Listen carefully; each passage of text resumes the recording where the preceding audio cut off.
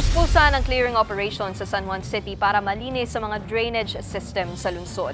May ilang mga bahay na damay rin sa operasyon. At live mula sa San Juan, may express report si Nina Ongpauco. Nina, nasan ba nakatirik itong mga bahay na nadamay? Nikki, sinimula na nga ng Department of Public Works and Highway ang paggiba sa ilang kabahayan dito sa San Juan City. Nakatirik sa ilalim ng daluyan ng tubig ang mga bahay ng nasa 8 pamilya dito sa Barangay San Perfecto, San Juan.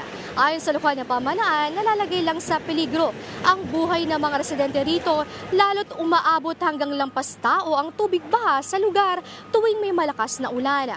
Gamit ang backhoe, isa-isang giniba ng mga tauhan ng DPWH ang mga iligal na istruktura bilang bahagi ng paglilinis sa drainage system sa lugar. Voluntary namang pumayag ang 8 pamilyang apektado. Kinausap namin ang mga pamilya, piniliwanag namin sa kanila ang layunin ng pamahalaan ng lungsod at ipinintindi po namin sa kanila na ang kanilang tahanan nga po ay isa sa mga dahilan kung bakit nagbabaha sa San Perfecto.